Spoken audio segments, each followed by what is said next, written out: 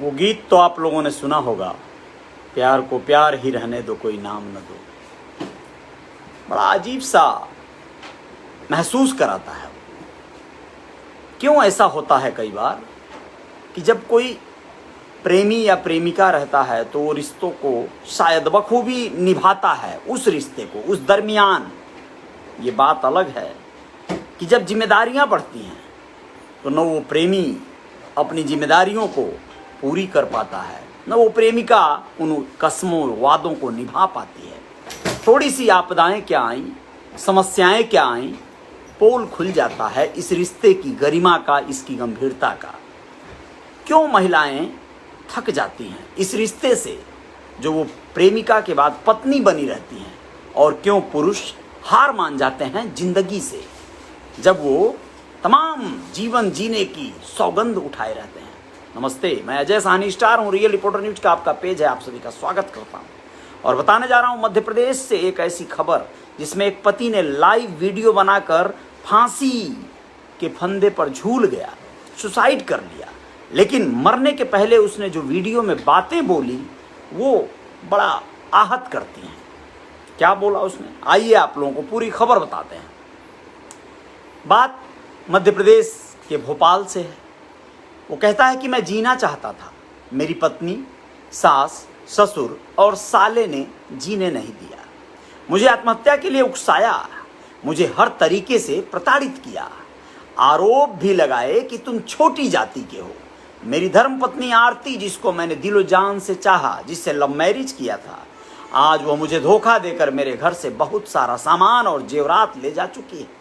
इससे पहले 2013 में भी वह जेवरात लेकर चली गई थी। मुझसे झूठ बोला। उसने ससुर गणेश सिंह कुशवाहा जाति का नाम लेकर बोलता है कि तुमने हमारे 30 साल तक जूते नहीं उठाए, मुझे जाति के नाम पर कलंकित किया। मैंने 14 साल पहले लव मैरिज की थी, शायद उसका बदला मुझसे अब लिया जा रहा है।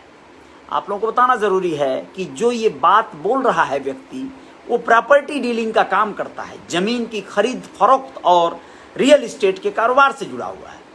वह अच्छा खासा रसूख और पैसा भी बनाया है, लेकिन वो अपनी पत्नी पर अब ये बातें लगा रहा है, अपने ससुराल के लोगों पे लगा रहा है, जो उसने 13 साल पहले किया था, 14 साल पहले किया था। उसका खामियाजा उसे इस रूप में भुगतना पड़ रहा है। आगे सुनिए क्या कहता है। सास ससुर ने बोला, तुझे अब कहीं का नहीं छोड़ेंगे, तूने हमारी जाति पर कलंक लगाया है। मेरी पत्नी उनकी बातों में आकर मुझे लगातार 2 साल से प्रताड़ित कर रही थी। मुझे मारा गया, पीटा गया, काटा गया, नोचा गया, लेकिन मैंने कभी डर से किसी को बताया भी नहीं।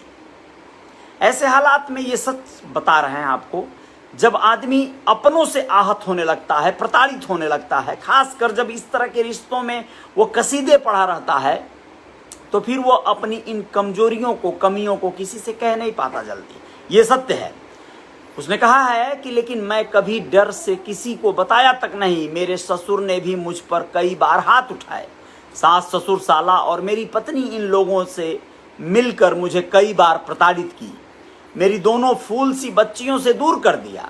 मैंने हमेशा इनकी सुख और सुविधाओं में मदद की, पर मेरी पत्नी अपने माता पिता के कहने पर बोलती है कि तू आत्महत्या कर ले, तू मर जा। मैंने हमेशा अपनी पत्नी को अच्छा रखना चाहा, पर मैं शायद गलत था। मुझे नहीं मालूम था कि जो लड़की अपने माता पिता को धोखा दे सकती है, वह मुझे भी एक दिन धोखा दे देगी। मैंने आरती को बहुत आगे बढ़ाने की कोशिश की, गाड़ी सिखाई, ब्यूटी पार्लर का कोर्स करवाया। शायद यही गलतियां मेरे लिए भारी पड़ गईं।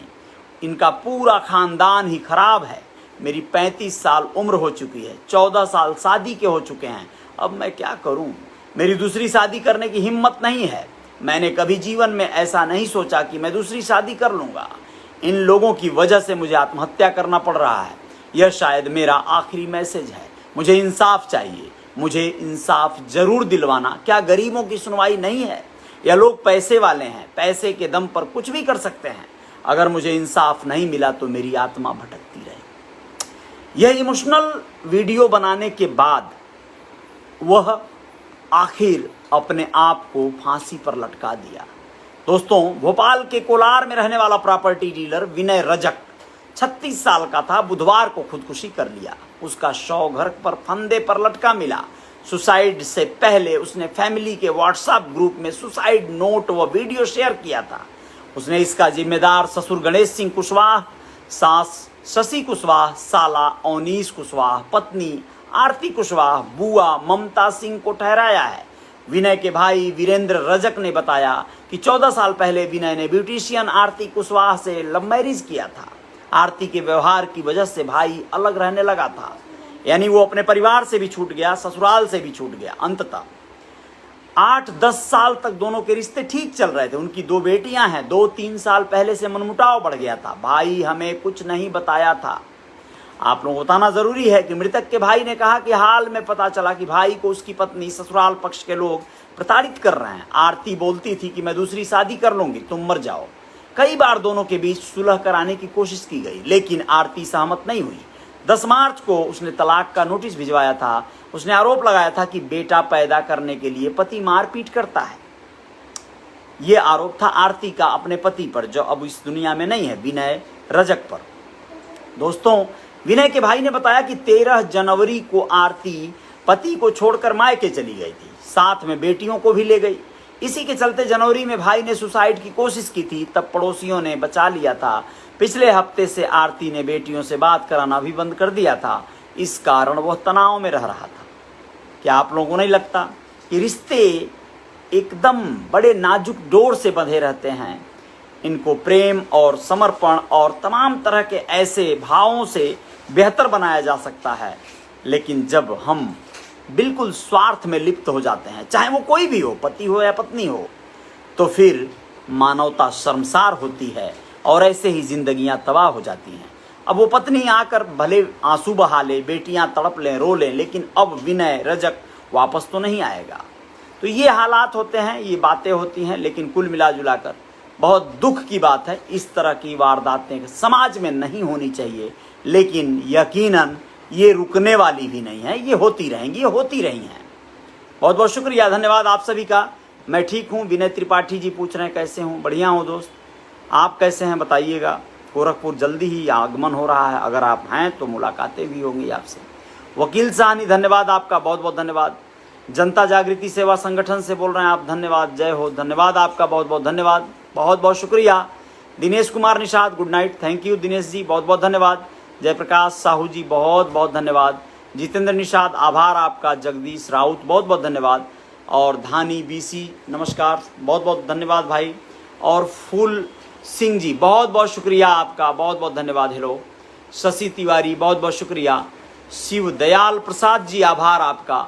शिवनाथ निषाद, दिनेश निषाद, शुक्रिया। सभी मित्रों का अभिनंदन। आप लोग अपना ख्याल रखेंगे, आशा करता हूँ आप लोग सकुशल भी रहेंगे, अपने बच्चों का ख्याल रखेंगे, परिवार का ख्याल रखेंगे, और कुछ खबरों के साथ मुलाकातें होंगी शायद कल।